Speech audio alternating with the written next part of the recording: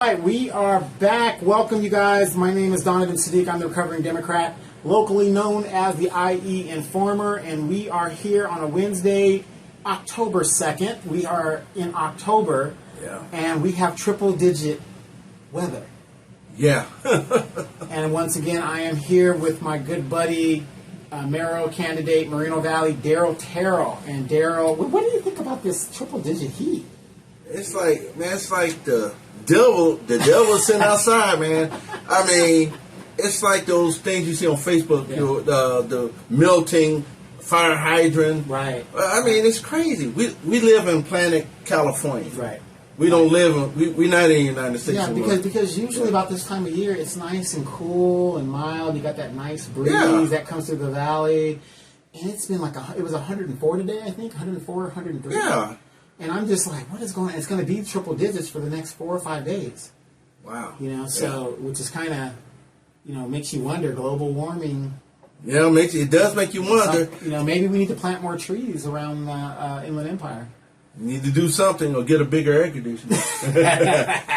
Well, I think more trees would be, I remember going down to our alma mater, our RCC. Oh, yeah. You would go down Magnolia, and it was all shady. Remember those big trees that were down there? Yes. Now they cut some of those trees down, and you go down there, there's no shade. It was like, it wasn't dark, but it was nice and cool. Even on a hot day, you could walk, and it's cool because you're under that big trapeze of...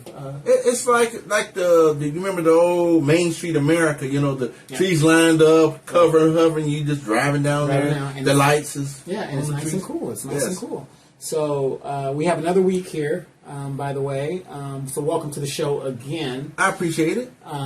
You are running for mayor of Moreno Valley, and I'm going to tell you this. A lot of people have reached out to me, and they like some of the things that you're saying.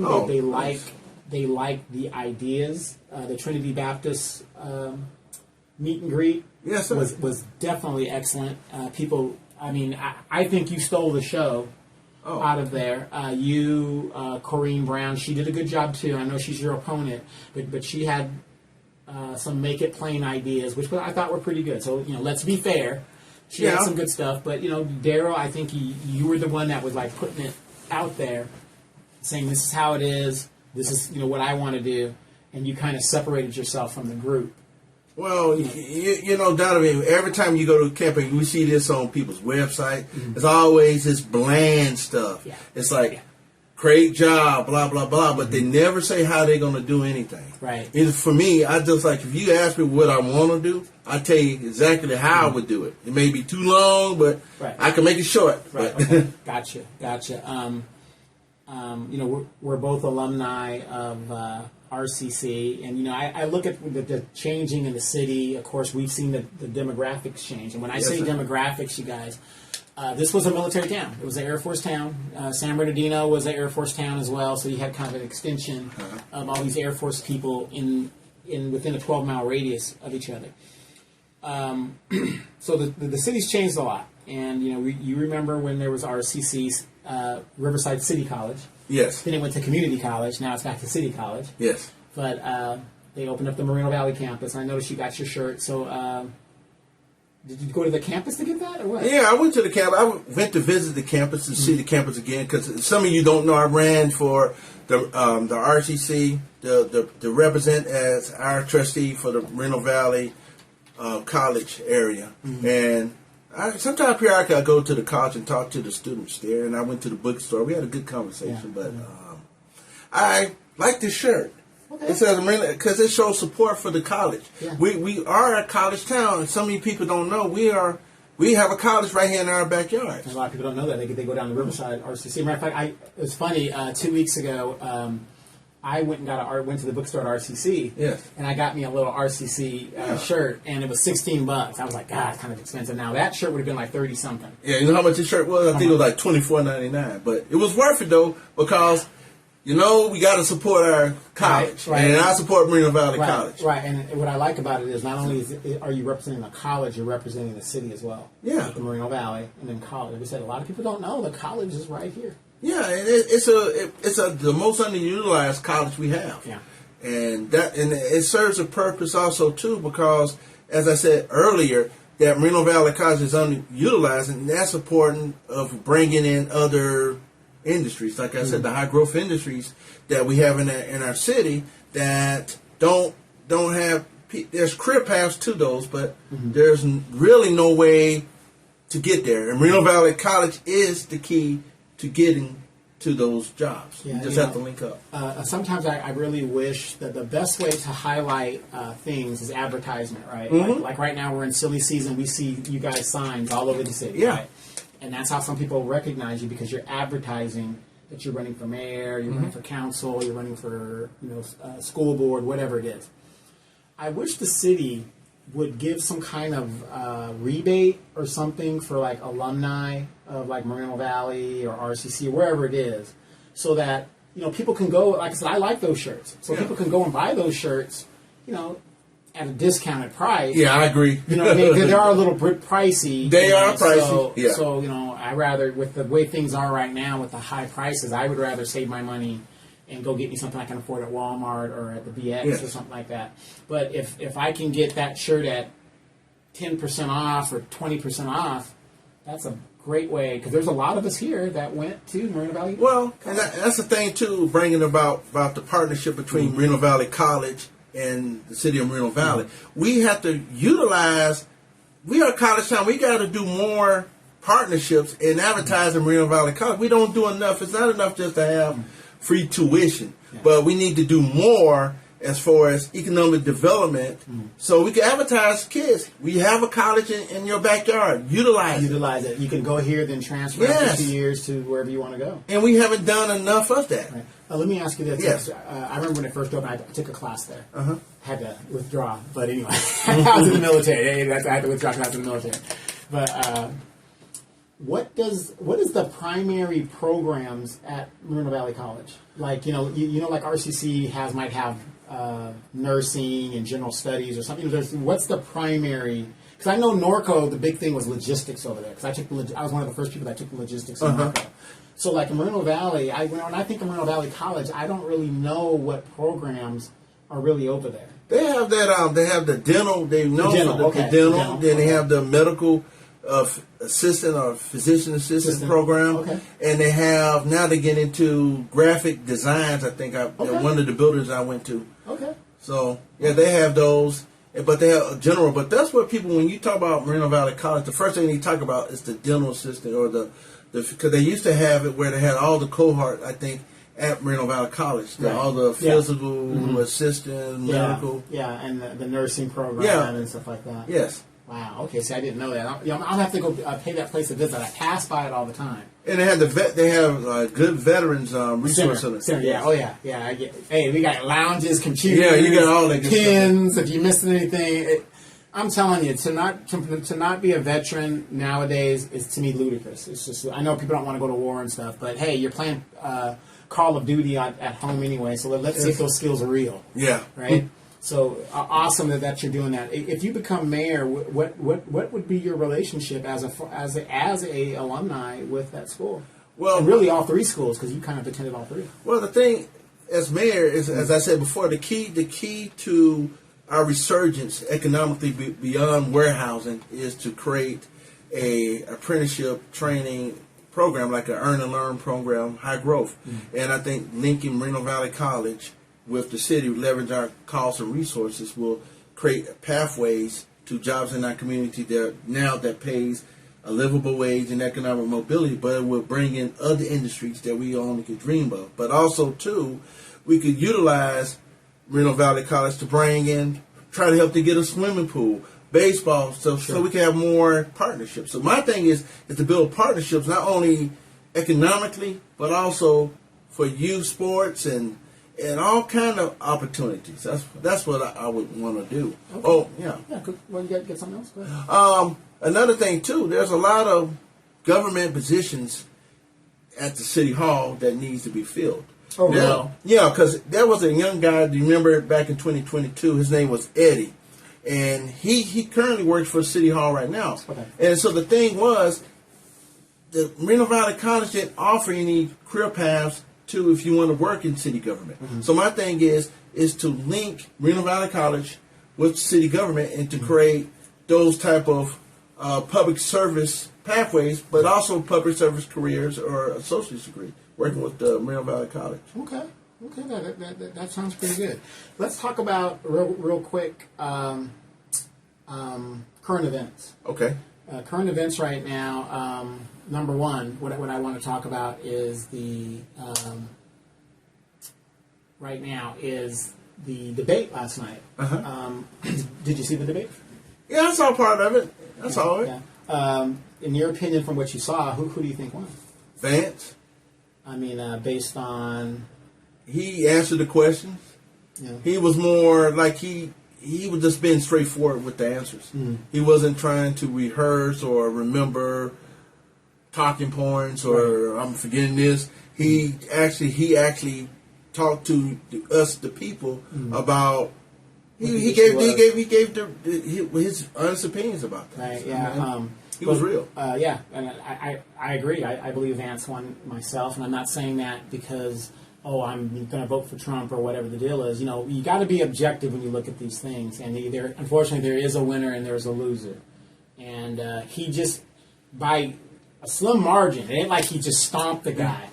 I mean, the debate was a very good debate because it's been so long since we've had a civil debate. Yeah, I agree. In our lexicon here, in the United States. It's always, I'm going to make you look bad, you're going to make me look bad. Nobody's talking about the issues. It's always the one-uppers and the one-lines. You can use the meme later on and do all that. Whereas for the first time in a long election cycle, we saw two people that had respect for each other. Yeah. It almost made me think these two should be at the top of the ticket.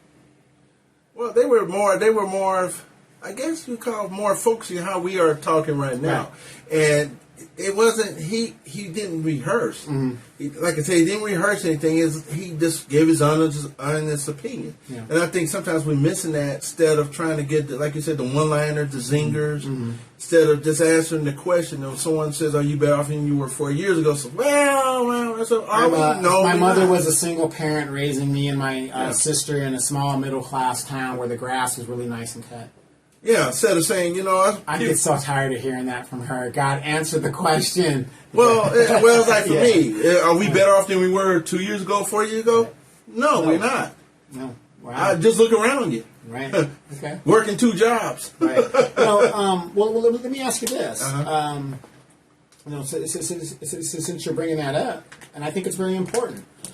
One of your opponents, Hector Diaz. Okay, he's running for mayor. He recently got an endorsement. Good for him. But he's a small business owner, and I think he's into equity capital or something that he's into now. He used to be a restaurant owner. I guess he worked hard. I'm not going to question where he got his money. Somebody else can investigate that if they want to do that. Good friend of mine.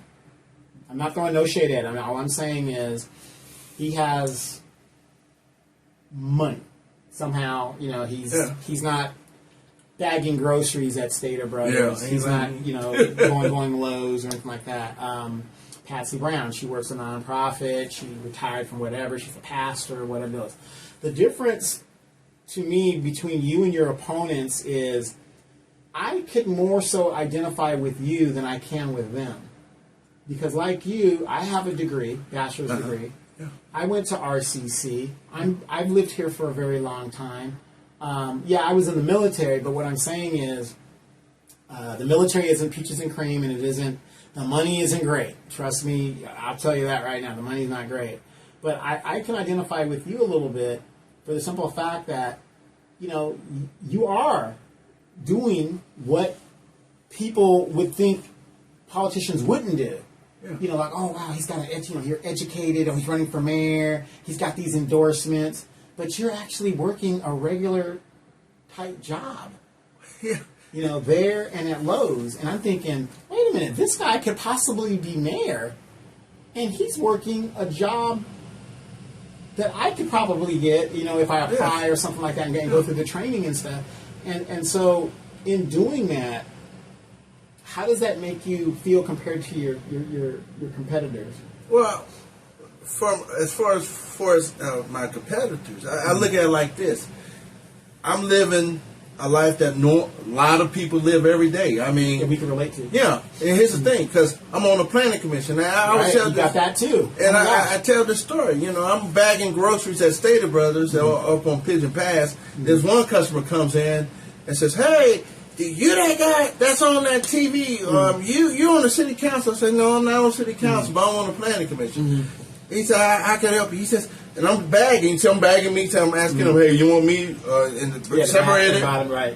And they go, "You know what? Why did you vote for that Chick-fil-A?" Right. I'm like, "Well, sir, I'm bagging groceries right now, but I can talk to you later on. My granddaddy gonna get killed." I said, "How is your granddaddy gonna get killed?" And I'm sitting here bagging, and everybody looking behind me, and like I'm getting all this attention, but he's talking about real issues to someone that made an important decision. Right. An important decision on the planning commission. Right. And the thing is, people can relate to me, and as I say, how do I feel about it? It's simple that I reflect what what everyday people is. I mean, because I work 2 jobs, the economy is kicking everybody's booty, but I still have enough time to talk to people about issues. Right. And people talk to me all the time about different things, and you know, I don't like doing that because it interfering to what my job is, but that's part of being a public person. But it's that's the way people are right now. We have to work. Sometimes we have to work 2 or 3. I work 3, you know. Right. But so basically, would you say because you work a regular job like anybody else could work, like I can work, anybody can work, that doesn't? Let's say hypothetically you become the mayor. Yeah. Don't you think that gives you an advantage to know what the people are saying and what they want and some of the issues? Because like instead of meeting you in your office, I can talk to you at Lowe's. You know, if I see you in the morning, hey, what's going on there? Hey, well, I got this problem. You know, da da da da. You know, you're gonna either jot it down or put it to the thing because you got to work your job. Yes. But I think that would give you a definite advantage when for the pulse of the people. Well, yeah, like you're saying, it's a good thing to have because, like I said, if I do win, if I'd say some miracle I win, and I would leave one of the job, probably leave Stater Brothers. But the thing is, I still have to work because that's the reality of being a public servant in this day of age. You still got to work. I'm not rich.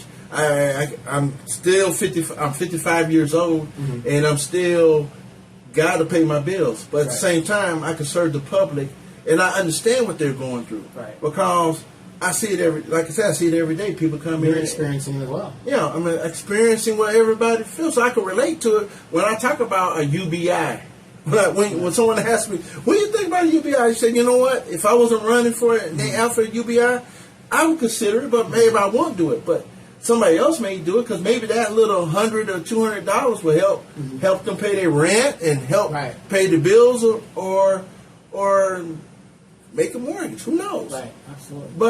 But that's how I can understand why I can talk about UBI because I know instead of going to a payday loan place or a check cashing place to get a loan because I'm kind of short, it'd be nice to have a UBI then I don't have to go there because I'm working. Right, and you have that supplement. Exactly.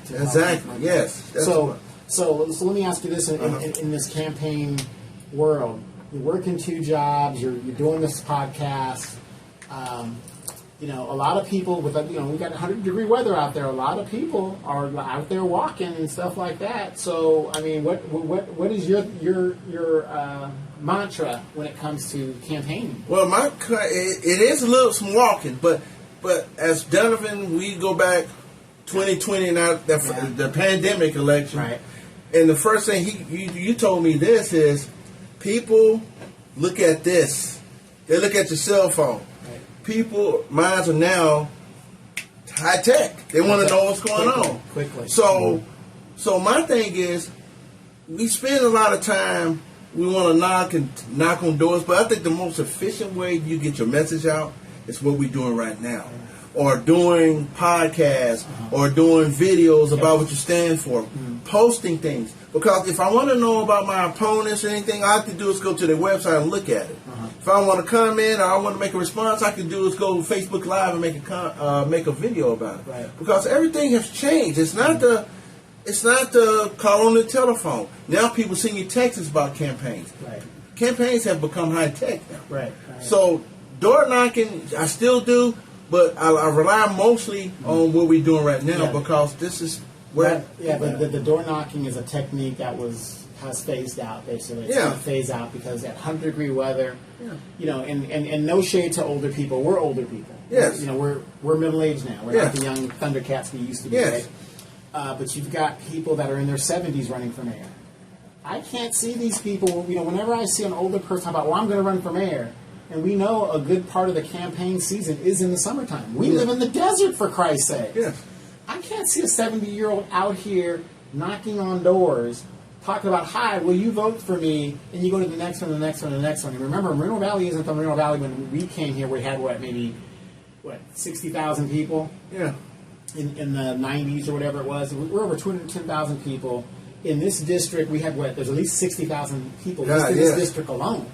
But you're running for mayor, that's almost 210,000 people. Yeah, and so the most effective way you get to is what people have the most of. Right. It's your phone. Right. Facebook. Even if the people who are probably unhoused have a Facebook account or an IG account. Right, IG account. It's free. Remember, you used to really, and I think you still are, big in TikTok. Oh, I still post stuff on TikTok. I still got 117,000 followers, so check that out sometime. DarylTerrell for mayor. For mayor. For mayor. Gotcha. Yeah, there you for go. mayor. Okay, awesome. So with the triple digits, it's pretty.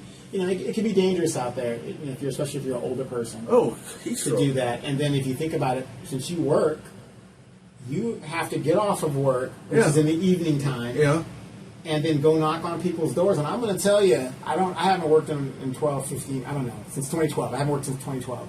And I'm going to tell you, at 4 or 5 o'clock, I don't want nobody knocking on my door talking about vote for me. I'd rather just take my time, sit in my bed or my chair, like you said, look at my smartphone, and say, oh, okay, this is what he's doing. This is what, okay, I get it. I see it, whatever. Yeah. And then if I have any trouble, I could just send you a message and say, hey. Yeah, that's how some people find me. They either find me online or they say they meet me up at the job or something. But, it takes a toll on, because people, I seen comments that, God, he looks tired and wore out. Well, I'm going to tell people out there in Facebook world, Facebook land, and YouTube, all you guys out here who live in our community. This is a high stakes campaign, and for me, it's worth for me to do this. I know I work 2 jobs. I look tired. I do because I work 2 jobs, but I care about this community. I'm willing to do it, no matter what it takes to turn the city around. To give you a future that you deserve. But that's the whole thing. I mean, I look tired, of course. Yes, of course. I'm human. Right? I'm human. Right. Well, you just said something that kind of triggered me right there. You said turn the city around. Yes. What is wrong with the city right now? Well, we don't have a lot of, we don't have many industries that have economic mobility. When I mean economic mobility, where you can go into the middle class. Okay. Right. So we got more warehouses instead of more advanced manufacturing, IT, other industries that could bring a livable wage. And what also too that turned the city around. I mean, we got a homeless issue that has gone up by 12% since last year. 12% homeless increase.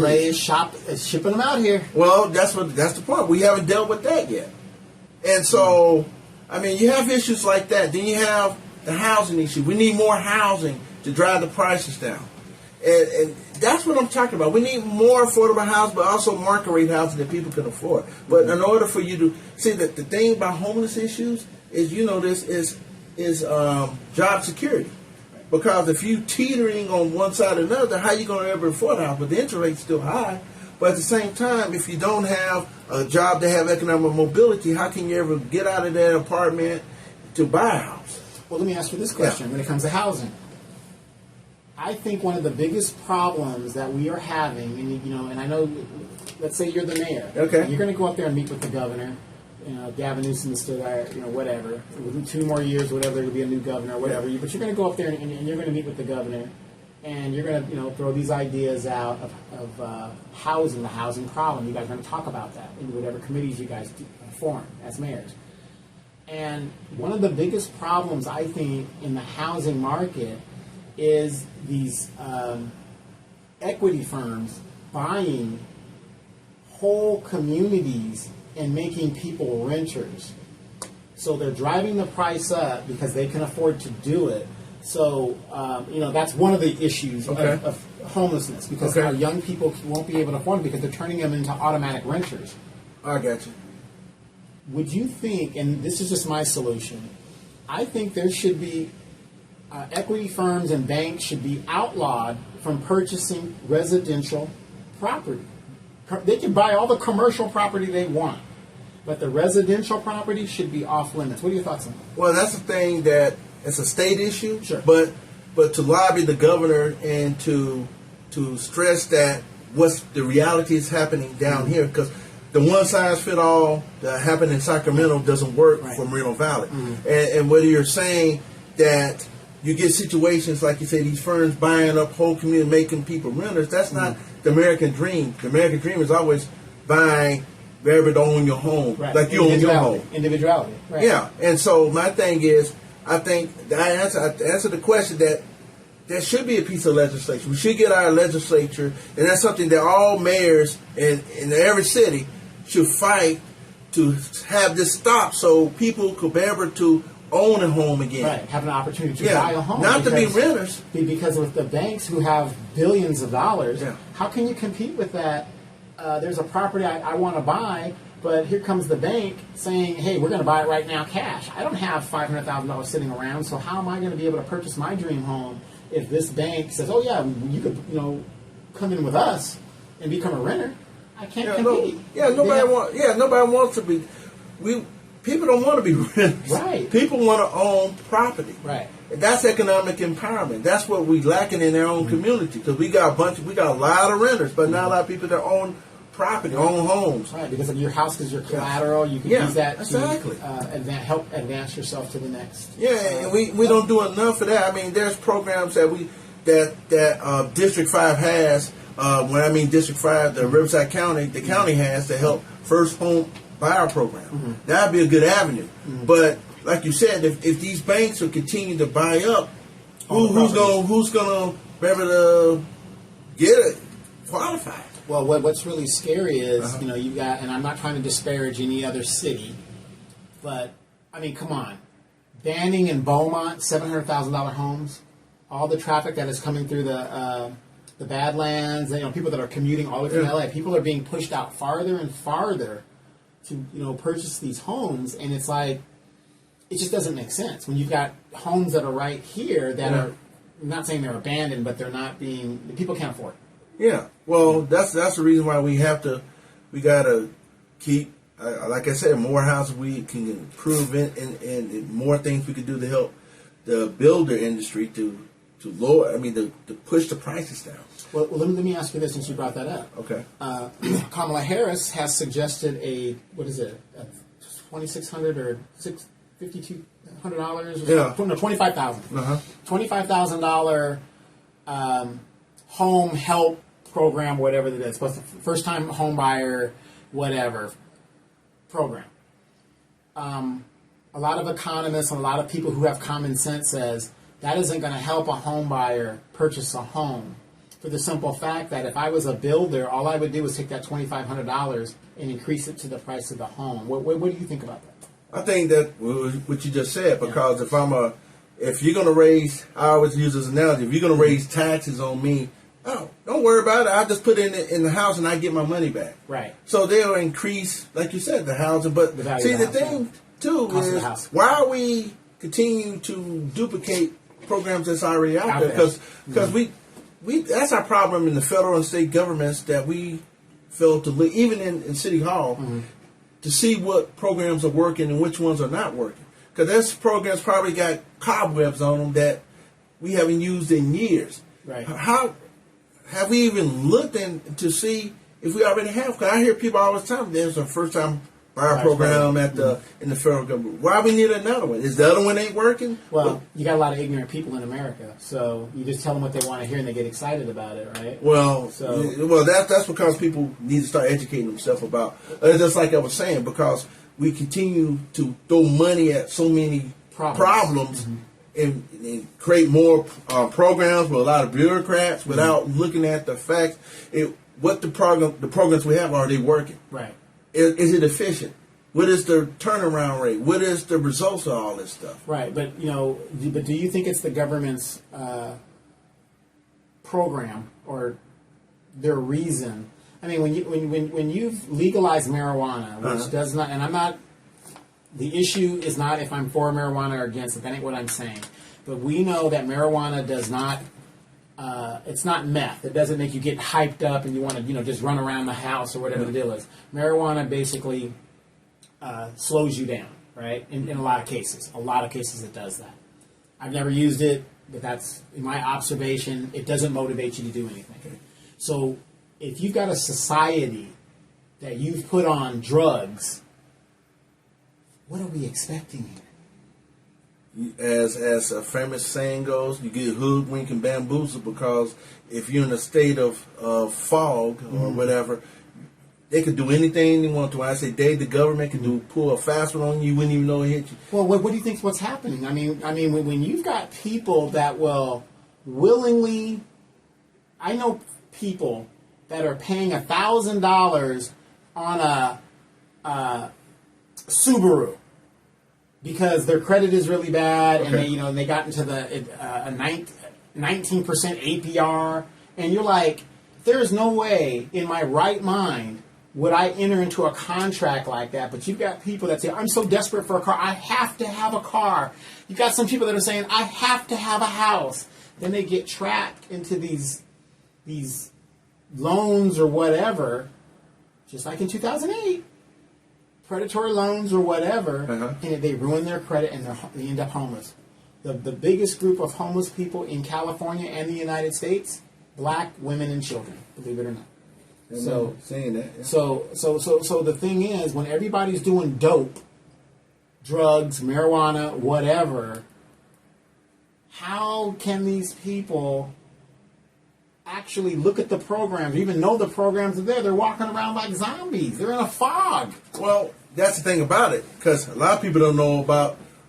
We duplicate. I think because people want to pat themselves on the back and say, "Look, I got something new out there," but it's not really new. You just duplicate something that we already have 5 or 6 times already. It sounds good. And people want to hear. Like you said, they want to see the shiny thing, right? But they don't look under the hood and see what's actually under there, right? And it's probably the engine is probably gone. Yeah, probably because you're in the state of fog. Or better yet, your catalytic converter is missing. Yeah, it sounds like a race car. It sounds like you think but because you ain't got any money, you can't replace it. Exactly. So and by the way, for you guys that don't know, DarylTerrell was instrumental in One and You're Done. If your catalytic converter gets stolen and that criminal gets caught, he's won and he's done. Yes. So better than the 8 and you escaped. Right. Corey Jackson. You could have done something to change it. Assemblyman. Exactly. No. He's he's a piece of crap. That's me saying that, not DarylTerrell. So again, on current events, and this is what I like about dealing with you, Daryl, because we talk about current events, because it's more than just Moreno Valley. Because if you become mayor, you have to go and network with other cities and the governor himself. Yes. To get resources and bring these things down. So recently, the governor signed a bill to ban legacy admissions. How do you feel about that? Well, I think that's a good thing, because you should be able to gain college interest based on your merit, not because who your mama is or your daddy is or if your uncle went there. You should get there on your merit. Now, a lot of people, minority folks, have got the best grades, but they can't get into it. So it's only fair that you say, you know what, we're gonna get rid of that. You should get in based on your merit, and maybe that will raise the bar. Right. Because there's a lot of people out there who should get into college on your own merit. Right. As you know, on the national level, I believe in one of the Ivy League schools at Harvard, an Asian person sued the affirmative action law, and it went to the Supreme Court or whatever the deal. They sued and they won, and because they were saying that less qualified minorities were being placed over them because they had better test scores. But again, the affirmative action was something that was specifically put in place for black people to level the playing field in regards to society.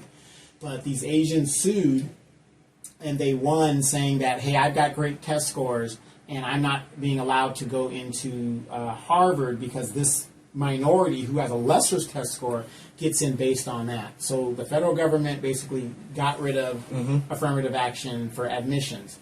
But like you just said, wouldn't it have been better served to get rid of the legacy admissions? To me, is what the Asians should have sued against, the legacy admissions, because you have wholly unqualified people going to college just because their mother or their father, or they're just privileged. I mean, their grades could be horrible in the tank, and they're allowed to go to Harvard and this, that. So it's almost like they attacked the wrong group. But to me, I'm not surprised. Anything that benefits black people, attack that first. Because like I said, if these people were as smart as they think they were, I would have gone after the legacy admissions, because those people are not qualified because they're not admitted based on their academic achievement. Yeah, privilege. That's the word, privilege. Right. So, you're in there because your dad is the CEO, or they went there, and your grade, you got like C or D grades, and you get D's in. And F's. And you get in. That's not. Your dad donated a science building. Yeah, you know? That's not right. Well, I'm glad he got rid of that. Yeah, so I think that's really good. It'll open up a lot of spaces, and and young people, older people too, with merit will get those slots. Exactly. And I think that would help more, because let's face it, the average family might have 2 kids. Let's just say 3 to 4, right? That's 3 or 4 kids that can go straight into Stanford because mom and daddy were Stanford graduates or whatever, and they're just legacies, and they get to go in there. Yeah, which to me it would be more. To me, it'd be demeaning to get in based on a legacy. I wouldn't want nothing like that. Yeah, but a lot of rich people do it. Well, some of them don't have consciences. I hate to say that. Well, again, Gordon Gekko, greed is good. Yeah, well, in this case, greed is good, and that's what we've been living off since the 1980s. Yeah, good. Right? But another thing in current events, you guys, there's rumors of war, there's war, and there's rumors of war. Recently, the Israeli Air Force and Iran are throwing bombs at each other. What is your thought on that? And in regards to them doing that, March Air Reserve Base. What are your thoughts? See, that's the number one. This is the number one reason why we have to preserve March Air Reserve Base, because of these hot spots. Now, again, March Reserve Base is the number one employer in our community. Correct. Now, everybody talks about jobs, but we sometimes forget about the number one employer in Moreno Valley is March Air Reserve Base. And then look at the hotspots we were talking about. You're talking about Israel. Over in the Middle East. You got Taiwan. You got China. You got Korea. So a mobility base. So now you got Marines all around 29 Palms, Camp Sullivan, NCRD. So they got to get out of here some kind of way. So what we have to do, we got to stop encroachment on the base. That's number one. Okay. And another thing too, we got to do more investing. If that means if we want to make it more active, not active, but to return it to active status, that would be great. Yeah, because March it should never. Yeah, we know that. Yeah, and I mean, it should have stayed like it is, but we're already here. But now the best thing we can do is to support the base, get the resources, the support systems that the folks need out there. So basically, you're saying if you were mayor, if the military wanted to bring other weapon systems, and when I mean weapon systems, I don't necessarily mean like bombs, but I mean like a naval detachment, another naval detachment, an army detachment, because we have the non-operational side of the base, which has the Army Guard Center, whatever that thing is. basically the more assets that come to that base, the more strategic it becomes. Yeah, and that's the thing about it. By working with our congressmen on both sides, both sides. If it ain't gay, both sides in general speaking, Republican and Democrat. Sure, absolutely. We work with them, work with our senators to get more assets in here. Work with the base commander and stand up and say, hey, we need more. And this is the reason why all these hotspots are coming in. Let's work to get more support systems into March Reserve Base. Right. Let's give more. So we, as a mayor, I want to lobby with those guys to make sure that we get our fair share of resources so we could be prepared to get the troops out if they have to go out or get the tankers ready. Right. Well, would you be opposed to the base going back to an active duty status? I think it should. Right. Personally, we should lobby to go back to active status. You know why? Because, like you said before, because we need to be, the times when that base got scaled back is because everybody thought the wall coming down. Yeah, it's going to be a new world. Kumbaya and all that stuff. Now they're saying that was a big mistake. Right. And I think we need to do everything humanly possible to get, if it's possible, to return to active status if we can. Right, because a lot of people don't realize the base is in caretaker status. What that means in caretaker status is where the base was on an active duty place, even though you've got other things being built on that thing on the non-operational side, the military could come back at any time and take that land back. Yeah. And so, again, it's still in caretaker status. I mean, it's still possible. Buckley Air National Guard Base was a guard base for almost 40 years, and it went back active because that's part of the Space Force contingency, things like that. They have the communications, I forgot what they call it, the FEN, the Armed Forces Network, AFN, is over there. And there's been rumors that they're going to shut that down and move it somewhere else. Mark Takano's been dodging a bullet year after year. He doesn't really give a damn because, he's never been in the military. And, that's 300-something civilian jobs if that thing departs out of here. But the point is, you have a lot of land there. I mean, if they wanted to open up another vet campus, they can do that, which would be really good. But one of the positives about an active duty base, you guys, is an active duty base brings in 5,000 minimum, an Air Force base, 5,000 troops and families. You're talking about 5,000 troops plus their families that need housing and places to live and stuff like that. But most important is it pumps. Back when the base was active, and you were here and I was here, yes, you're talking about $65 million into the local economy. $65 million. Back in the day, for you people that aren't from Moreno Valley, you gentrified out of here, out of L.A., you weren't here in the 80s like Daryl and myself and Roy and everybody that goes way back. I remember when there was bombers over there. Oh, yeah, I remember. Yeah, the kneecap. The kneecap, and you had the B-52 bomber. Yeah. And I think it was the D series. They had the big long tail. Yeah. But, oh, man, those engine runs, God, I remember those. And then you hear the racetrack over here. We made so many mistakes here. Yeah. But the thing is, Moreno Valley, when it first got incorporated, because of that base, had so much money that went into the general fund, indiscretion fund. Yeah. This is why we have pink sidewalks.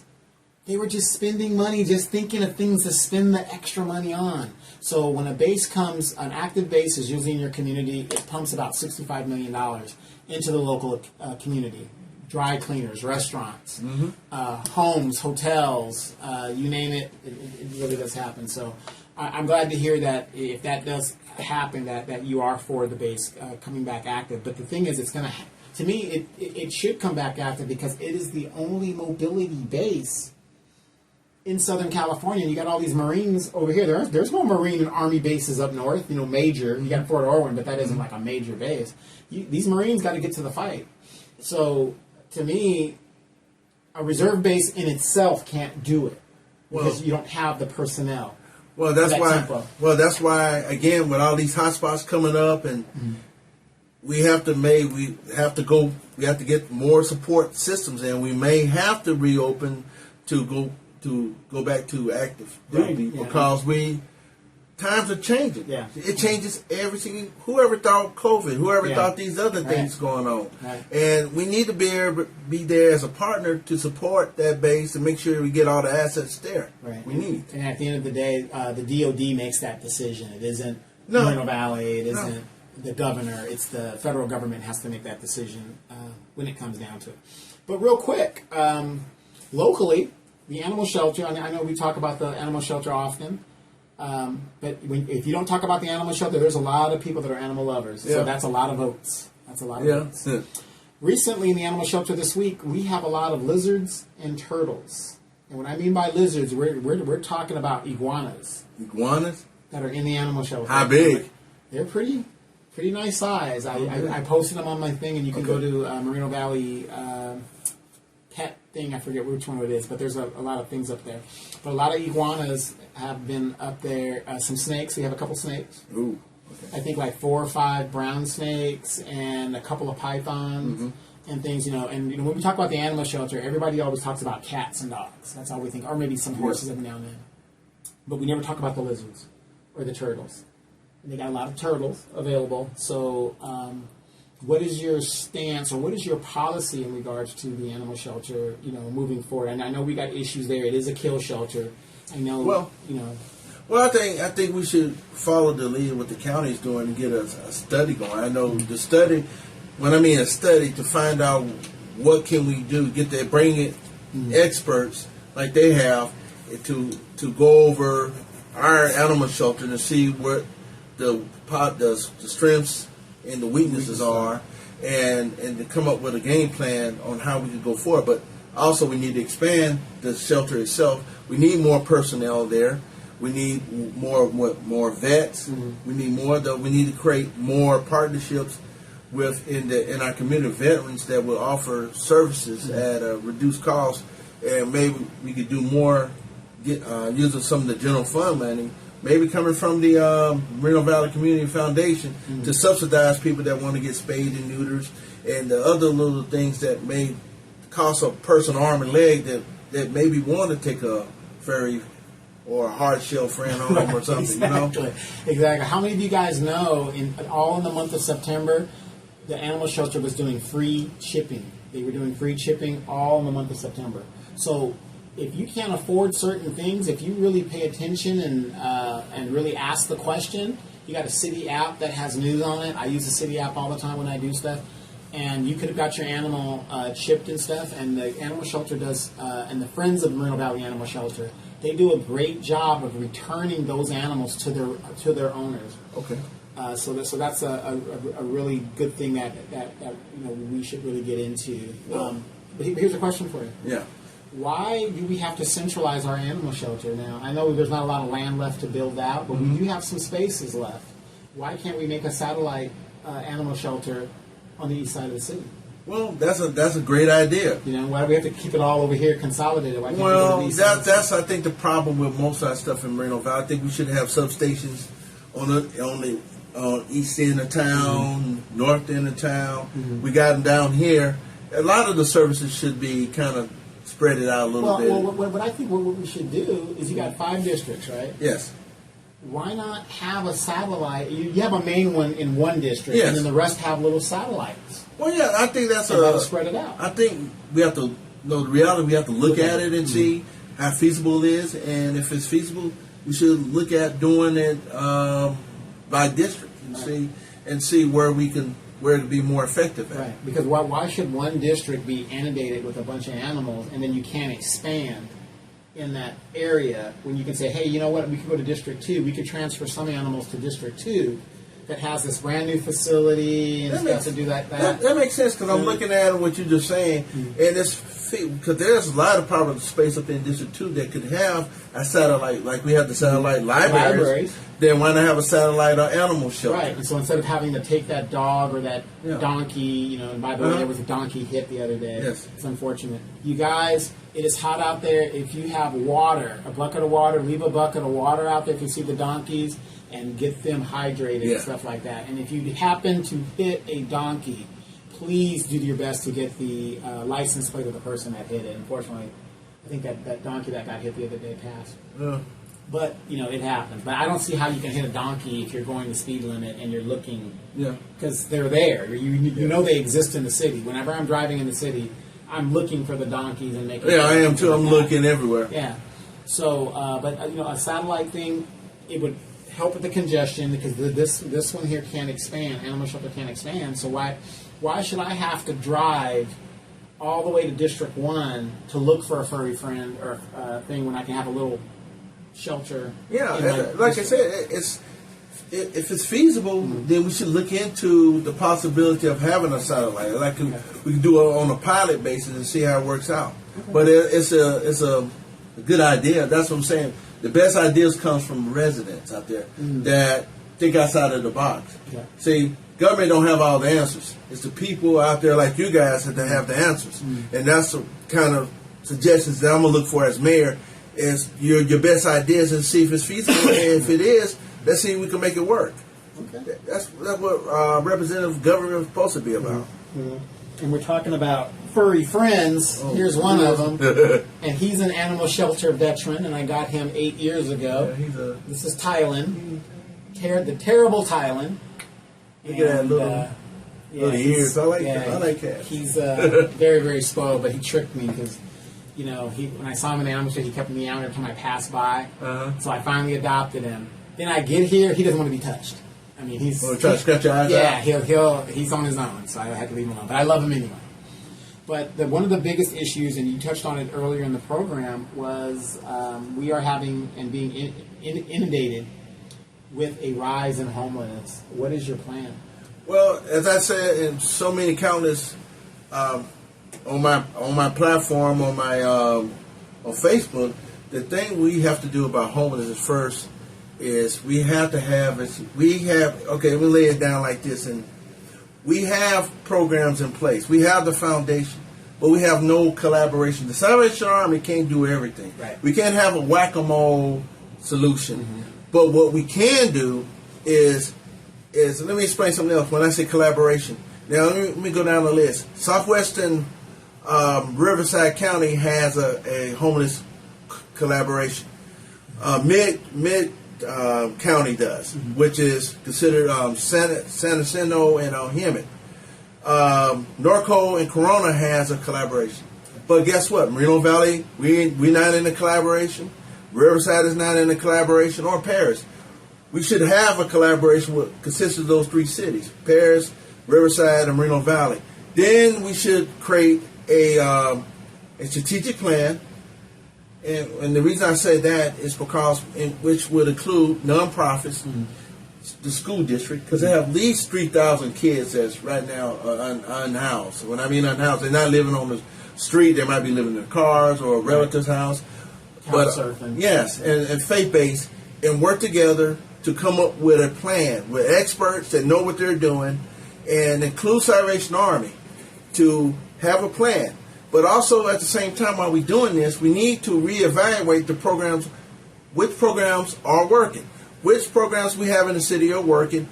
Are our city employees are trained for homeless services? To see what the recidivism rate. Yeah, I can't even say that word, but what the results are of the money that we send out. We have to evaluate all that first. Then once we do, we have a plan, a strategic plan to activate. Then we can address homelessness. We just cannot continue to give money to different. Cause Inland Compassion is good, hole in the wall, good organization.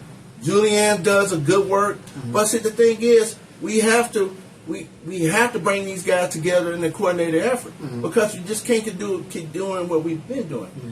And it shouldn't take 7 years to do this. It shouldn't take 2 years to do this. We should have done this a long time ago. And that's how we address homelessness on that end, because we need a plan. We can't just keep doing what we've been doing, just handing out money to different organizations. We just got to have a strategic plan with experts. It's mapped out with measurable performance measurements. I'm going to say it again. Performance measurements. We need to measure if these things are working. We don't want to be like the state government that have billions of dollars and the problems are getting worse. So we have to do that. Also, we need a homeless outreach program. And I forgot one more important part we should have in this. Sitting at And also we should have Riverside County Behavioral Health involved in this collaboration and to develop a strategic plan. But also we need a homeless outreach program. And that should consist of the county working together with the nonprofits to tackle the street problems that's out there right now that they could address and offer the services they want. But then again, we dealing with the vagrants, because the vagrants are the ones that are destroying everything. Right. So they need to be held accountable for their actions. But there's people that won't help. Let's give them the help they need. Okay.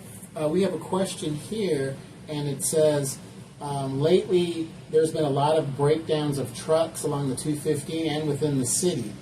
What about the infrastructure to go with the warehousing? Well, again, you made this a couple of years ago that the WLC is here to stay. We got to make it work. Now, we got to start building the infrastructure where the WLC is. And because you can't continue to have, and that includes truck parking too, where it's got security, and, so they can see what's going on. But at the same time, it supports like you said, we need mechanics, you need showers, all that stuff. Yeah, we need transmission shops, Yes. we need tire shops, we Yes. need towing, we need all of that, because every morning, to me, it seems to me, we're on the west side of we're right near the 215. Yes. It takes me 25 to 30 minutes just to leave the 215 to get down by UCR.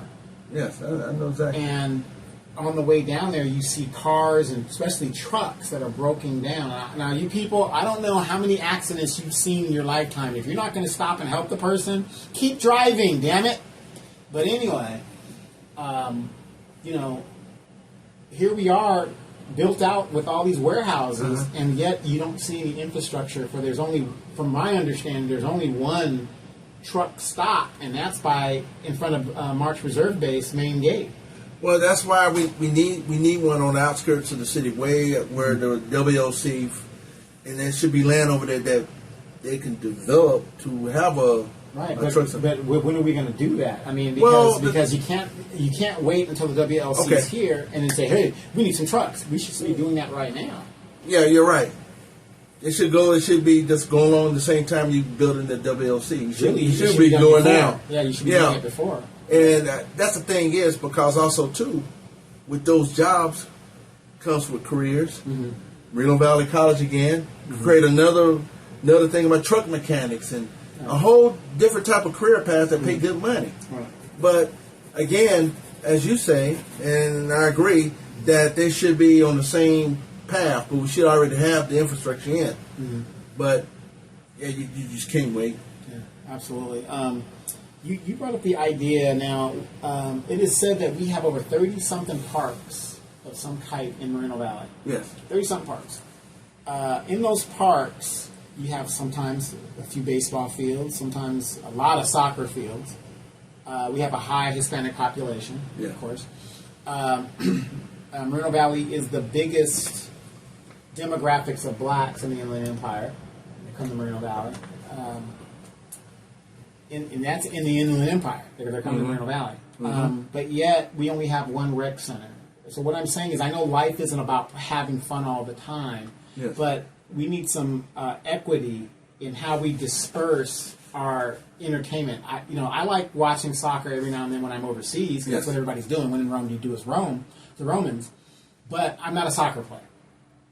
I like football. We're Dallas Cowboy fans. I like football. Yes. I like basketball, by the way. Spectrum just gave customers a free year package of Lakers. Did you get that? I got we did? Yeah, Okay. I got the thing set up. But LeBron's got to go. We need to trade him now. Trade him while we can get something for him. 6 years of being in L.A. and you only won one bubble championship? Are you kidding me? Get the hell out of here. Kobe would not stand for that. But anyway, I digress. Sorry, I just get into it. We got a few baseball fields. We got to diversify our entertainment package and our sporting package for the youth, because not everybody's a soccer player. Yeah, I think I had talked to a voter about that, and then they brought that up too. And I said, well, yeah, I agree. We need more like baseball. We need to We got a baseball park that's underutilized, but we need basketball, football. We need sports complexes. Well, let me ask you this real quick. We've got one rec center in District 1, my district. Yes. And yet we have the highest population of black people. And I'm not trying to be stereotypical, but black people like basketball. We don't really like to be out in the heat like that, that can, whatever it is. How does a city that has 210,000 people only have one basketball gymnasium? Well, explain that. That just doesn't make sense to me. No, it doesn't. It doesn't. Again, it's the way, how you were saying, I'm working at these two jobs and I'm working there. It's because then I interact with people and because I look around me, I see my surroundings. I've been here, 36 years, and you notice a lot of things. And it should come to someone, a light bulb should come up to someone's head and say, you know what?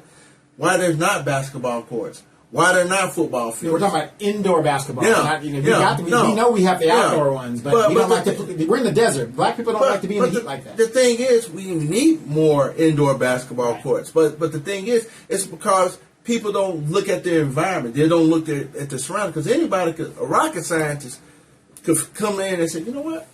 You got one gymnasium with a basketball court. What happened to the other ones? Right. Your city is 210,000 people. Everybody's going to come to that one thing. No, realistically, won't. But why should, like you said before, centralize? Why everything has to be centralized at downtown? Why we can't have one on the east? Why we can't have one on the north side, south side? Right. Why it has to be in all one place?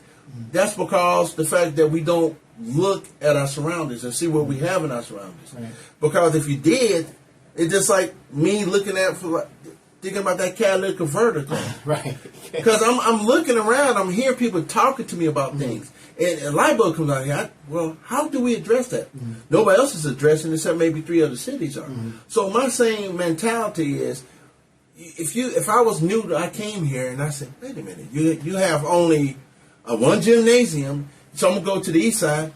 Oh, that's a nice park. Hey, where's your gymnasium? Oh, sorry, it's in the town. District 1. Then you say, why is it only in District 1? So a light bulb will come up in my head and says, why not? Let me go to North. Hey, you guys have a gymnasium anywhere? No, you got to go down to District 1. So it should take a rocket scientist to figure that if there's only one place, why is that one place? But the light bulb did come up because we got libraries and started going to the different districts now. Right. So that light bulb should come up again if it's feasible to have indoor basketball if we can centers in each district. Right, and you brought up a good point, because why is it if I'm a youth and I want to go play basketball, practice basketball, and I live in District 3, why do I have to come all the way across the city to use the gymnasium? And then when I get there, the courts are used, or there's another program going on, or whatever, and I'll even go you one better. I'm a military veteran, so I go to the base and use the base gymnasium. The base gymnasium is not even 2 miles from the city gymnasium.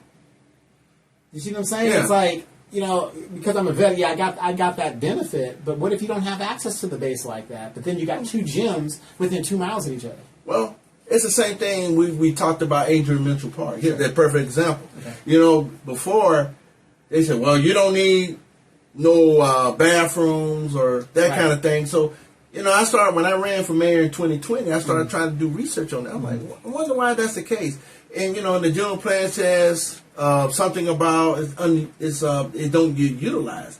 But that's not the reality. The reality is the general plan way back in the day. Yeah, when I was a kid here, you didn't need a bathroom there because that park was basically for the people who lived here. So when I was a kid, I could run home, use the bathroom, and then run back. Exactly. But now things are different now. Right. Times are different. We got this super apartment, family apartment dwellings, 300 people over there, and it's a highly used park. Yeah, there's 210,000 people for one gymnasium. Yeah. That's unrealistic. So the light bulb should come up on the city people's head and say, you know what?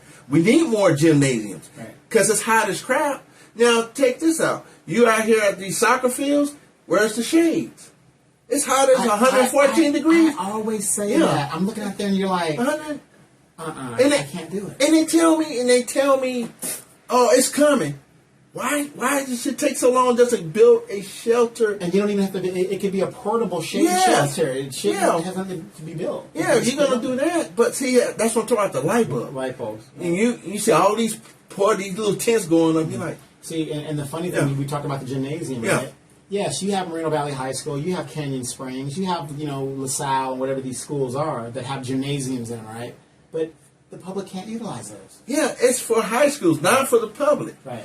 That's why they need to start more investing in these gymnasiums that in these districts again. Right. Like you were saying about the youth center, gymnasium. Yeah, if you're going to build a youth center, the youth center should have a major gymnasium in it. Yeah, because it makes sense. Yeah. We're not the little small town anymore. I mean, because people say you come to this town, 210,000 people. Okay, how many gyms you got? Oh, one. Mm-hmm. It's about City Hall. Why you have more? Where's your library at? Or that little rinky-dink thing? Yeah. I remember when it opened. Yeah. We thought that was big crap when it opened. Yeah. I mean, but now, we're like you said, we've grown. Yeah. And our infrastructure is still stagnant. Back to the night. Instead of saying, well, wait a minute, we take off and say things have to be flexible. Mm-hmm. The general plan has to be flexible to reflect the changing times. Right now, we need more resources. Like you said, fair share of resources, like gymnasiums. Because even in District 2 probably needs a gymnasium. Out there in District 3 needs a gymnasium. District 4, where Councilmember Bernard needs a gymnasium. Right. Where the kids will go. That what the commission had outside with is a basketball court. Mm-hmm. It just tells me he got one. If he gets the court, I think he got the court, but I don't know. Yeah, but see, here's the problem with the outside basketball court. It's hot. You're dealing in a desert environment. Exactly. That's what I'm getting at. I mean, I know what they're saying, let's make an outside basketball court, but that's suicide. Well, you need something. Yeah, because people outside 114. Who's want to be outside 114? Right. Nobody. So basically, you spent $100,000 making a court, and whatever else goes with that court, and nobody's utilizing it to its maximum capacity. You see what I'm saying? So you're really wasting the money. Yeah. But what you could do, and they've done it in other countries, in Dominican Republic, whatever. Like when I'm in the Dominican Republic, you'll see me sitting in a stadium. They have an outdoor court, but it has a cover on top. It's a high cover. Yeah. And in there, they've got misters and stuff that makes it super cool. So if you want to go the cheap route, I would do that. But just to put a court out there in this environment, no, that's not going to work. And then who does that disenfranchise? Mostly African American children and young people. Yeah. So I mean, we have to start thinking. Take off, put on our thinking caps, and like, hey, look around me. And nothing against our Hispanic population, but we got to be fair. Just because you're the majority doesn't mean everybody wants to play soccer. We need a variety of every sport. It don't matter if it's football, volleyball, basketball, baseball, all of that. Yeah, because I mean we have a lot of underutilized facilities that we don't do anything with. Right. And probably it's underutilized is because there's probably no shade. Exactly. That's the number one reason. You have no. I'm not going to let my child go out in 100-something heat. Yeah. And think everything's going to be okay. Especially a good example, Adrian Mitchell Park. Right now, the bathroom's on the way. Okay, fine, but we don't have a bathroom there. It's 100-something degrees outside. I got to use the bathroom. There's no bathroom. So what am I going to do? I'm going to use the separating retainer wall and pee against that, which is what a lot of the homeless people are doing and whatever.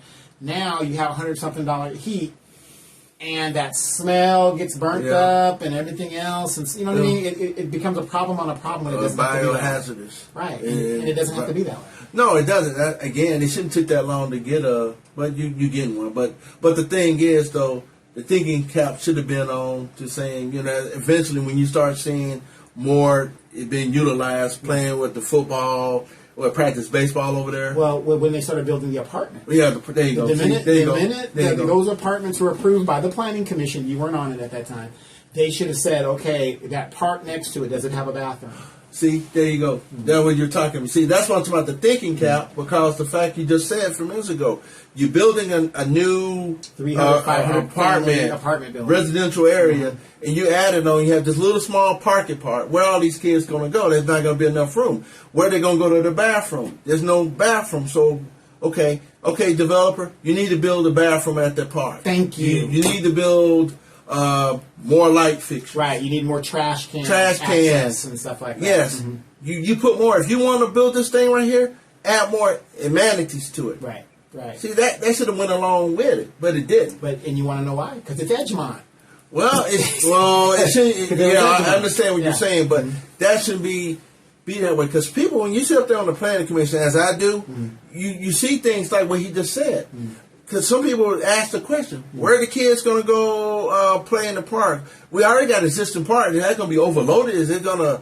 It's going to be to the capacity. Where are these kids going to go? Okay, if that's the case, then you need to build more amenities there. You need to build more to support what you're building out here. Yeah, but you got to remember, and you're aware of this. Back in the day, you had crappy representatives like Bill Beatty. Yes, I said it. Crappy representatives like Bill Beatty that didn't give a damn. They just didn't give a damn, and everybody crapped on Edgemont. They basically crapped. That's why all the money was taken from Edgemont in our property taxes and went to the benefit of the building of the city.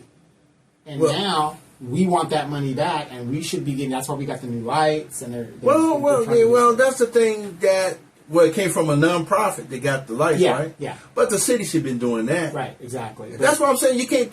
I always say you can't put it off to some other entity. Right. It's the city's responsibility. Yes, absolutely. It's called city, to build the infrastructure for that park. Yeah, but see, why would they do that when there's nobody in Edgemont complaining? You can take that money and utilize it for the richer side of the city, which was going on for years. But here's the thing. Remember again, you use a thinking cap and say, wait a minute.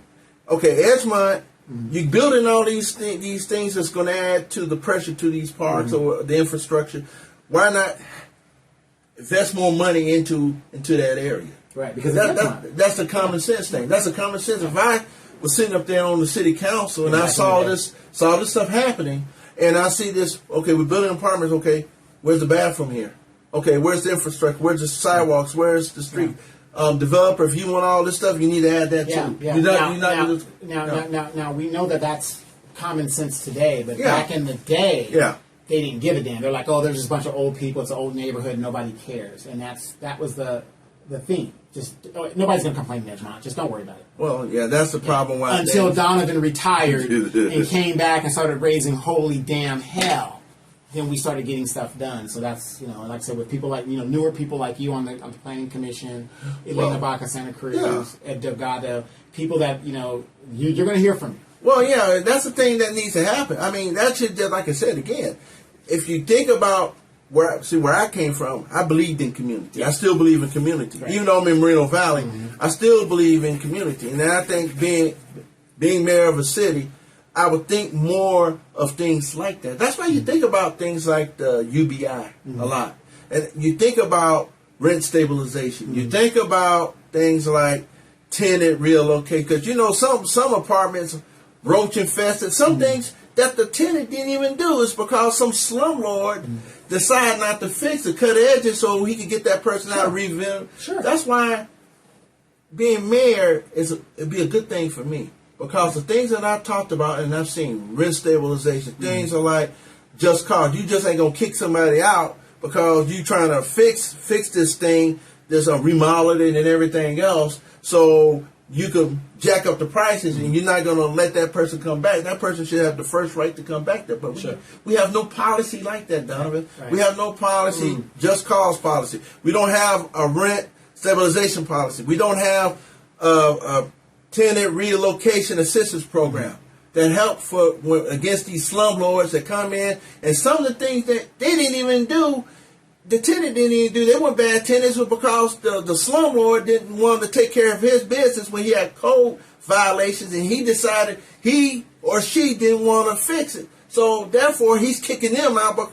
But the thing is, if you're going to kick them out, then you need to pay the money for it. If you don't pay the money, the city will pay it, and then we'll get the money from that slumlord, that the money that you should have paid to have them relocated. And when you put it back on the market, they coming back not with a high rent rate. Right, exactly. So that's the kind of policies I'm talking about being mayor presented. But the current mayor did not do, when I presented those items. He doesn't give a damn. Yeah, that's what I'm saying. See, that's again.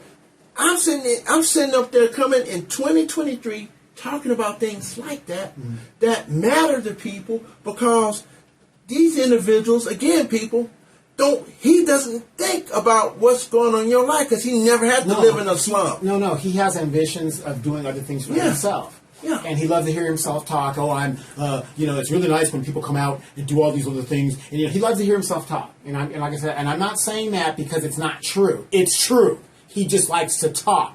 And that's all it is. There's a difference between talk and action. And that's the reason when I put up there, because action, people that live, and you talked about this with the lady with the hole in the roof. Yeah, I remember that. You remember that lady? Yeah. Now, the city should have came, that guy should have paid relocation for her to set aside so he could fix it and everything else. But no, they didn't, because they didn't have a policy. Right. And that's being mayor. And you see something like that, what is the policy? Right.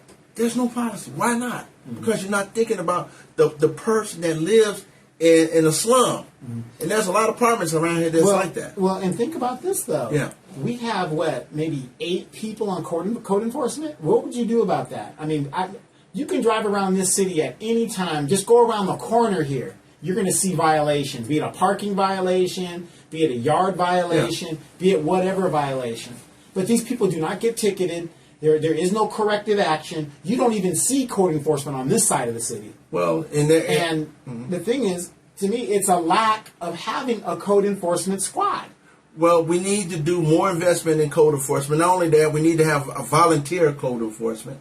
And which I think will be very hard to get, but I can almost guarantee you can get a minimum wage code enforcement squad of young people that will go out here and do that work. I'm not talking about teenagers. I'm talking about young adults. Well, yeah, I think that, but also it needs to be more proactive. Sure, it's like these shopping centers. Yeah. You got some of these jokers over here that allow trash, and their shopping center look like crap. That's what I'm talking about. What about the slumlords here on Courage? Well, that's exactly. We need the investment in code enforcement. As mayor, code enforcement to me pays for itself. Well, yeah, it should be more proactive, not reactive. Wait till somebody to do an app. They should be out there looking, patrolling and looking. Yeah, looking for stuff that's out of place. Somebody got a big old refrigerator in their front yard laying on the ground. You got 4 cars. Yeah.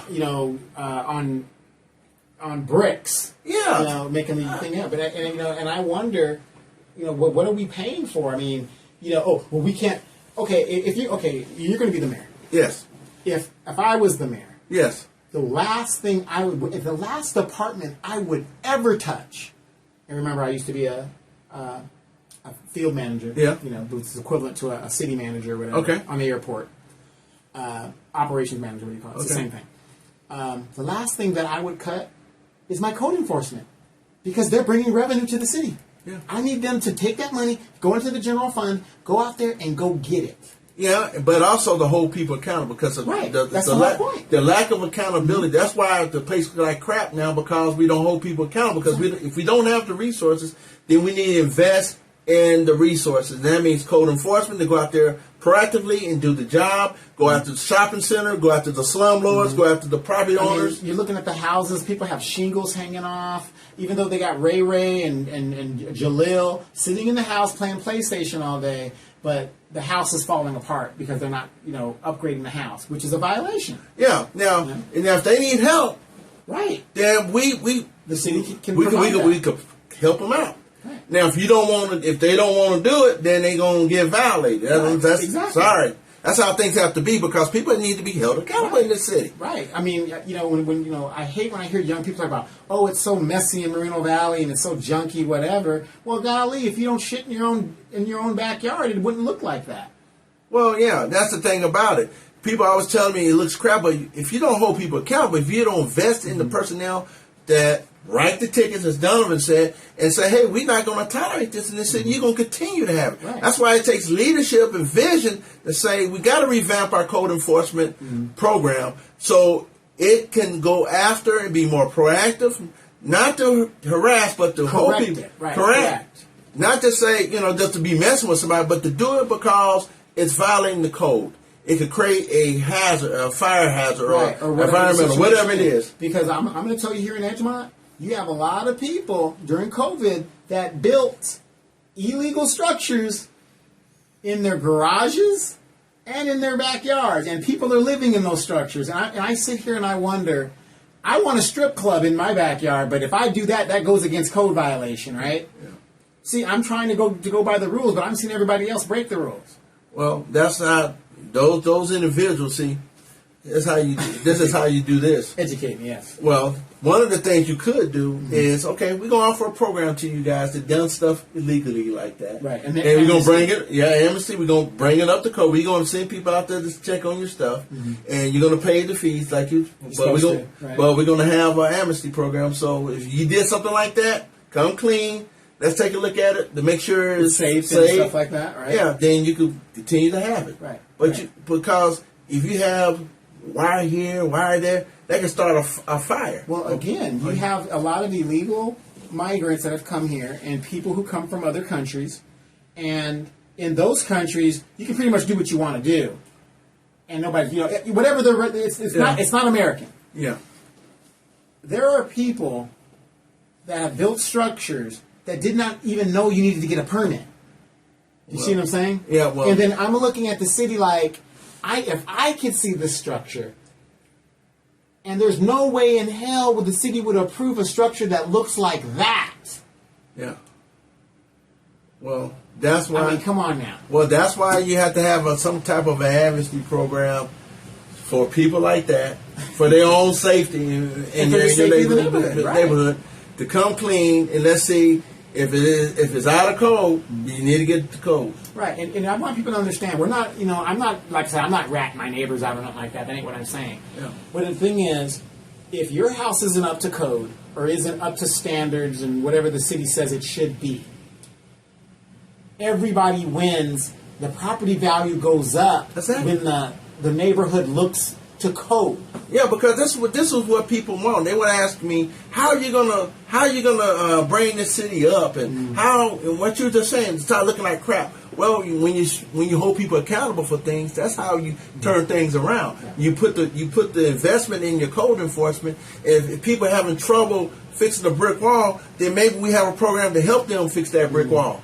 Right. We just don't leave it like there with a hole in it. Right, and then the graffiti all hanging out. No, we don't do that. If you want to upgrade this city, if you want to have a city that you'd be proud of, then you got to hold people accountable. That means people that are doing illegal structure building, people that are doing stuff like that, you can hold them accountable. Right, the illegal parking. Yes, parking, trucks in the neighborhoods. You got to get the commercial code enforcement out there to put parking tickets. And and with the limited force, these people. They barely even show up. If they show up well, that's why. That's why we have to find out what is our capacity, how many we have right now, then fill in the gaps and expand it. We have to, because if you want to turn the city, you got to hold people accountable. You can't, because people complain. You got my property values down. Well, look at your next door neighbor with the 4 cars on bricks or something. I mean, and I'm not diming anybody out, but I was picking up somebody from LAX coming back. Even just driving through the city, I went to Loma Linda, and when you're in traffic and you see people, insurance has gotten so out of control. Mm-hmm. And I talked to a friend of mine who's in insurance, and they said what the problem is you've got all these migrants that now have come to the United States. And we're not blaming the migrants, we're just telling the facts of why things are going up. They're saying that these people are getting in wrecks and stuff like that. They have no licenses and stuff. And so what the insurance company is they're recouping that money off of everybody else. That's why your insurance is going back up, because these people are just driving. They're not even getting licenses. They're just driving. And they're getting in wrecks and all this other stuff. And again, some of them are buying cars from dealerships because they're getting that federal money, $9,000 a month, whatever they're getting, whatever. They're buying cars, wrecking them. A lot of Americans are now forced, and I've seen it here in California. You guys are on the 215 or the 60. Look at those license plates.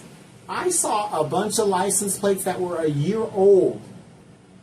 They weren't registered. People had to make a choice between paying insurance and possibly eating, or paying their mortgage, or whatever. So my question to you, as a mayor, as somebody running for mayor, what can you do? Because it's almost like now they're outlawing homelessness. I can't afford my car insurance. I want to do the right thing, but I just can't afford it. But I got to get to work. How can you help me? A UBI. But it has, like I said, for people that are working, not just somebody who ain't working. But so I can't get a UBI. No. See, I got to work. I get it. Well, the UBI could work because some people have this misconception that you're just gonna give it to anybody. But my UBI as mayor of the city would be based on income and that the person is working. That could help somebody out right there. That $10 with $100, $200 could help that person. It'd be a temporary thing, but it could work. Okay. Because you remember who was at the candidate that was talking about that Congress dude that Serpa. Yeah, he talked about. Do you hear when he was talking about the he's a Republican. Yeah, Republican. He's talking about the UBI. People. Even the Republicans think a UBI is good. Even during COVID, it was. My plan is the same thing, but to have it where people are working, not just giving it to somebody who ain't working. But somebody like a Donovan, if he was working, and I need to work because I'm trying to get my Social Security early. Yeah, and if he working and he needs to pay a gap, but that person where I bag the groceries at Stater Brothers could get a little bit more for his grocery, and he's working. It's for the work. It's for the working people. And it puts back into the economy. Yeah, it's not going to be for somebody just laying around doing nothing. Okay. It's going to be somebody that's working. So the answer to a voter out there, it's going to be, and where I'm going to get the money from? We got the state of California that has a pot of money for that.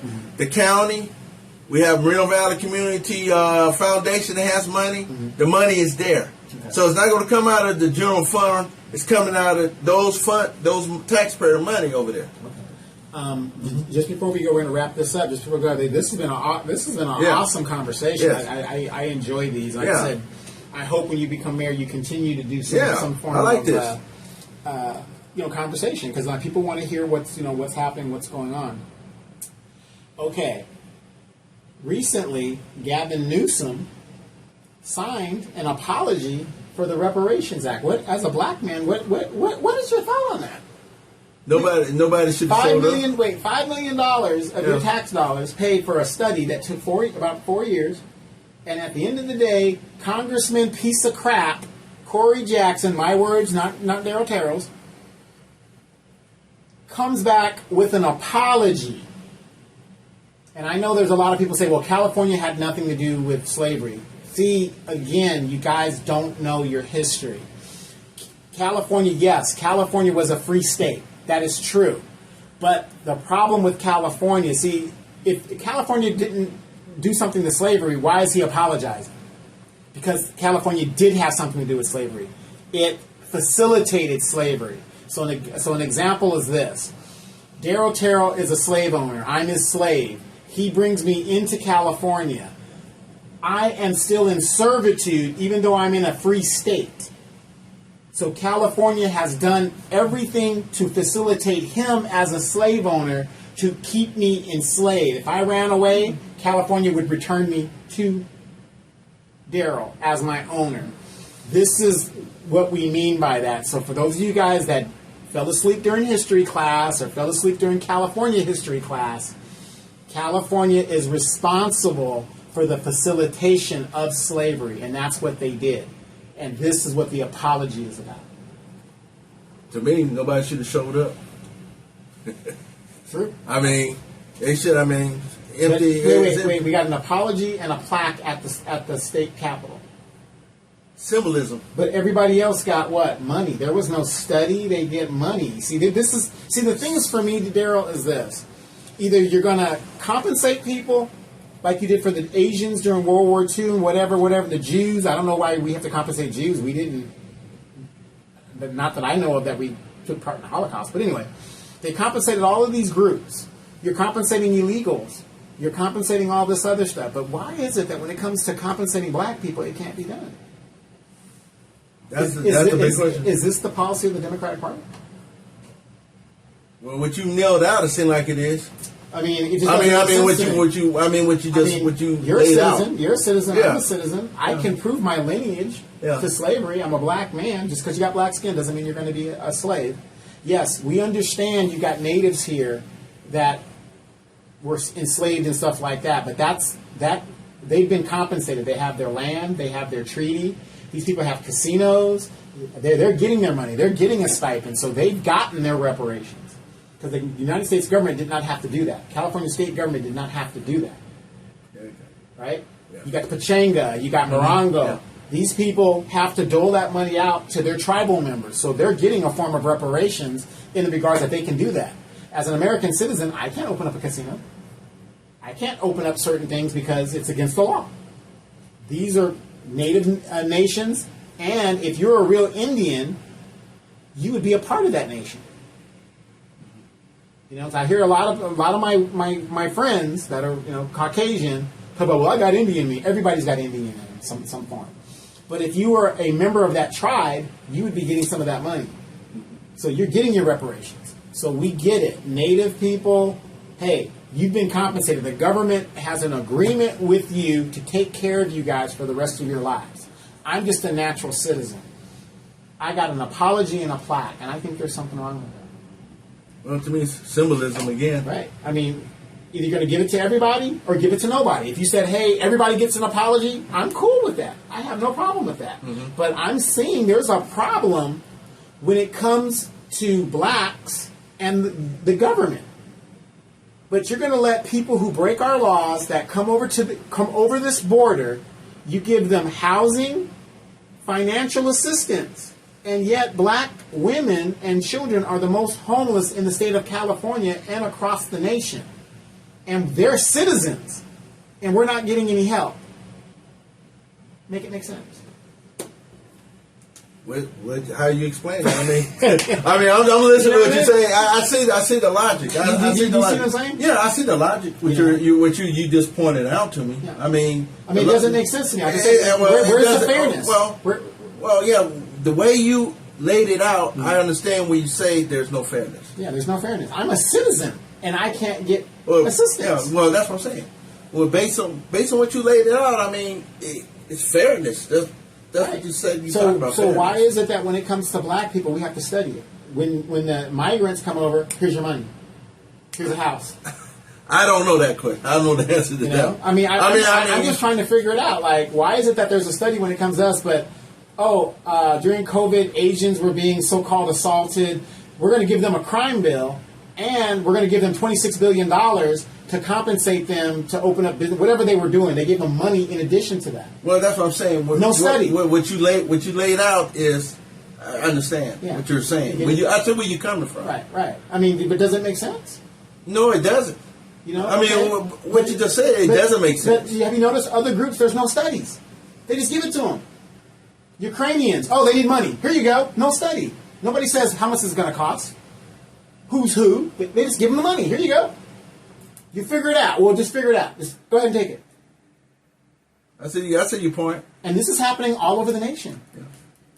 And they're putting these people in black neighborhoods. What's going on here?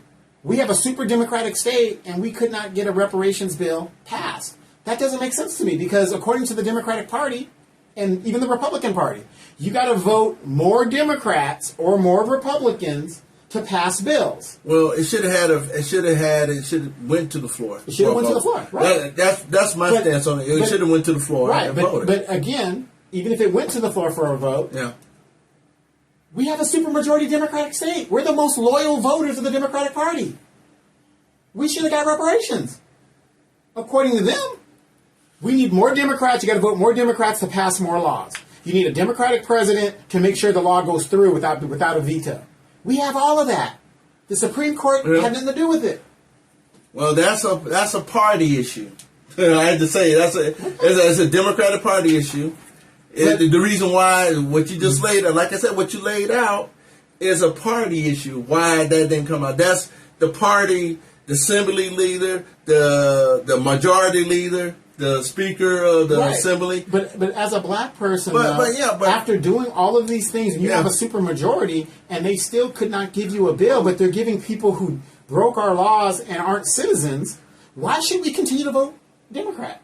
Well, that's a question for a voter to come to, man. Okay, well, that's what I'm saying. I mean, what you laid out makes sense, though. Okay. I mean, that's what I'm saying. But logically, it just. Logic. What you just laid out is logic. I mean, it's not irrational. It's logic. Right. Everybody else has been compensated. Everybody else gets what they need. There's no studies. Well, that's what I'm saying. The speaker and all these people, they have to be held accountable for that.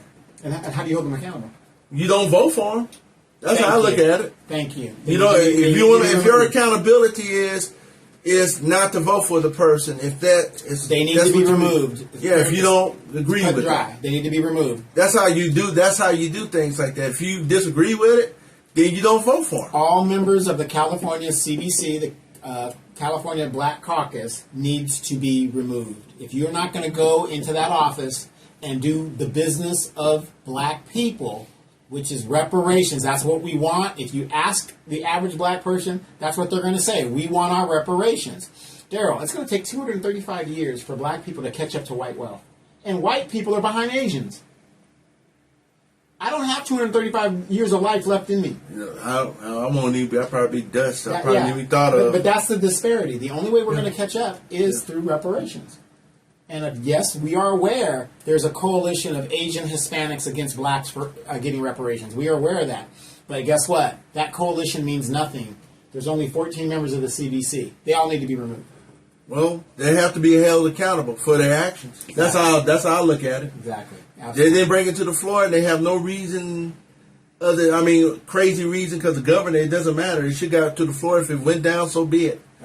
Right, exactly. That's how I look at it. Up and down give us a vote. For our tax dollars. Well, yeah, that's what I think. Any this measure or any measure, people should have a right to vote on it. If they vote, if they don't put it out there, then there's something. The chips fall where they lie. Yeah, that's how I look at it. Okay.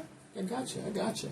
But we got to have more of these talks and stuff like that. I like this. So, also, people in District 3. Mm-hmm. Are you having any upcoming events like in District 3 or another meet and greet and stuff? Because a lot of people in District 3 want to hear what you got to say. And probably when I come knocking on the door. Knocking on the door. Yeah, when I walk in the precincts over there, and they can talk to me. Okay. I got precincts over there too. Okay, great. So because I've been getting a lot of feedback saying, "Hey, are there any events in District 3?" And I'm like, "Well, I'm not his campaign manager, but." I'll just look into it. Yeah, I just come over, knock on the doors. That's 100-degree weather. But yeah, if not, you could always see Daryl working at Lowe's. Say at Lowe's at cashier. He'll be at the cashier spot. He might not be able to talk to you a long period of time, but I'm accessible. Right. I'm accessible. I could meet you anywhere. Right. Just have to work with me on the time, and we can meet anywhere to talk whatever you want to talk about. Right. Now, like I always say, like I tell Donovan, we could agree to disagree, but we can have a conversation. We disagree a lot. Yeah, and we do have common ground. Right, we do. He's a good bud. He's a good friend. So long as you're meeting with people and you don't get one of these. Oh shit! What's that? A note? No, it's a white envelope. Oh, I thought you're passing a note. Yeah. Hey, Daryl, I need to see it. It's a white envelope. Yeah, don't get me wrong. I got you. Yeah. I'm not mad at people who take the white envelope. No, that's not me though. But just make sure it's worth the money. No, that's jail time. Yeah, but that's penitentiary time. Right, but like I said, for some people, it's worth it. Well, it ain't worth it to be doing nothing like that. To lower yourself to that standard. Right. And like I said, I think these are great things. There's 34 days to go. Yep. So we're heading into the home stretch. This is a great time to get these videos out. I really enjoy it because you don't come off as a politician in the standard stiff shirt. People are tired of that. Just be who you are. I want to go back to the Moreno Valley, even though we can't go back. But I want to go back to the Moreno Valley where everybody knows your name. And you could be the mayor and you could be yourself. You don't gotta get all stuffy and. Well, that's the thing about being working at Lowe's or anything. Someone asked me, the boss said, if you become mayor, are you going to leave here? I said, no. Mm-hmm. Why should I leave here? I work here. Right. I mean, being mayor is 24 hours, but that doesn't mean I still got to earn a living. Right. You can always tell the boss, you can move a desk into your office for me. That's what I'm talking about. See, you got to be able to laugh. Right. And see, people, I can't say that about the current occupant because I've never seen him laugh like that. But you should be able to let your hair down to be able to be a real person. To be a person that understands what people are going through. No. It doesn't take a rocket scientist to figure out that people are struggling and suffering. Right. All you do is look around, holding people accountable, people running through red lights and stop signs. I mean, patrol officers, your infrastructure. You got streets on my street. They brand new streets. It tore the street up and it looks like crap. Yeah, did you see, I think right here in Edgemont, right on Ellsworth, they just redid they put the slur down or whatever, and a truck came through there and already tore it up. See?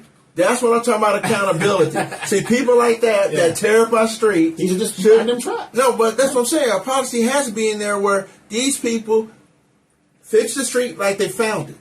Mm-hmm. And they fix it to city standards, not no cheap crap. Use the same stuff they use to build fix the street, do the same thing. Right, but here's the question. What's that? What was the truck doing coming down Ellsworth? It should have went down. It should have went down Ellsworth. Thank you. It should have went down Ellsworth. Remember during WLC War? Yeah. Oh, we're going to control the flow of traffic. How are you going to control a truck? Well, that's coming from wherever they're coming from. Well, that's what I'm saying. You got to have the resources out there to catch these guys. They just tore up the street. They just put it down and they just tore it up. See, find out where this guy coming from, his warehouse, and have them fix it.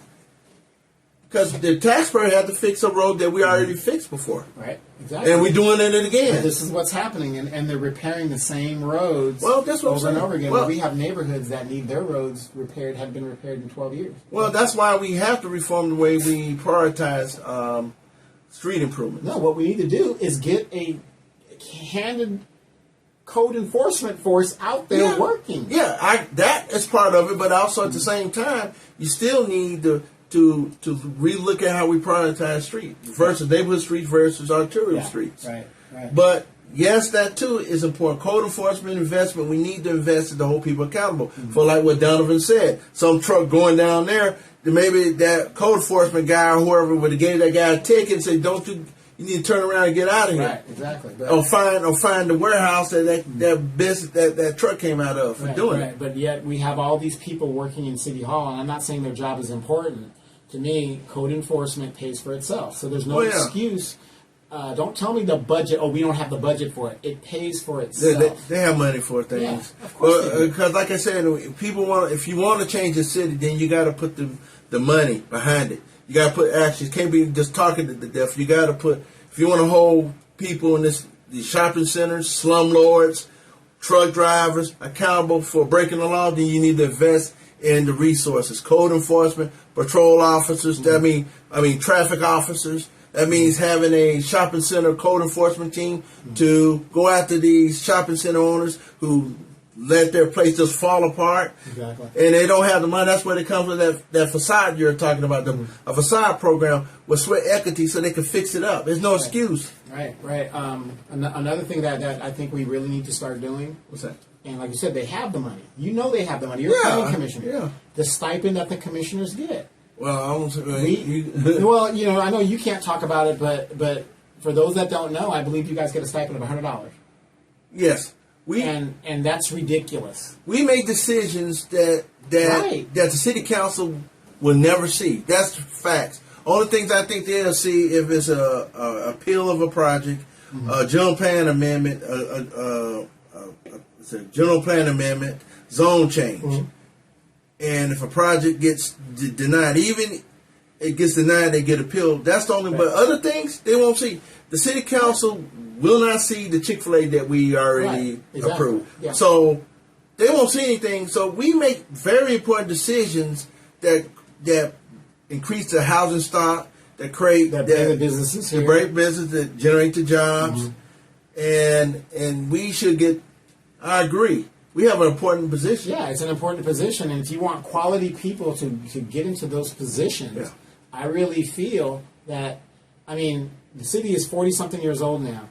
The $100 stipend, that goes back to the 1980s, man. Well, things have to be updated. That just speak fact. They need to be updated. We have an important. We have as an important position like the city council does. Yeah. We make important decisions.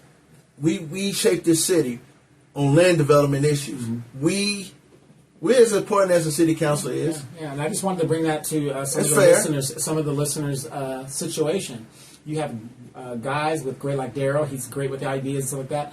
But you're not going to keep these guys paying them little or nothing. To me, it's a different world now. We've got to open up our pocketbook to get these people to come in with great ideas and experience and sit there and make honest, great decisions for us to bring business. I'm sorry if I was sitting up there. As great as ideas that I have, for $100, I won't be there long. You know what I'm saying? Yeah. I'm saying I'll do my time, but I won't be there long. Well, yeah, I mean, like I said, it's an important position like city council. We make very important decisions that the council never sees. So, I mean, we shape the city. Basically, we shape the city. Our decisions shape the city, land development, zoning, general plan. We make those kind of decisions. The Stater Brothers that you go shop in, or the Target you shop in, was done by a planning commission that set the product, that approved that project. That was already zoned. If it was appealed, if it was a zone change, then it went to the city council. But if it wasn't a zone change, we were the last people to check on it. Yeah. Yep. So, that's something to think about. But you guys, DarylTerrell for mayor, go to his Facebook page, DarylTerrell for mayor, and you got DarylTerrell Times. You can look it up there. TikTok as well. You got a TikTok page. DarylTerrell for mayor. For mayor as well. Again, we are down to the wire. 34 days to go. Yep.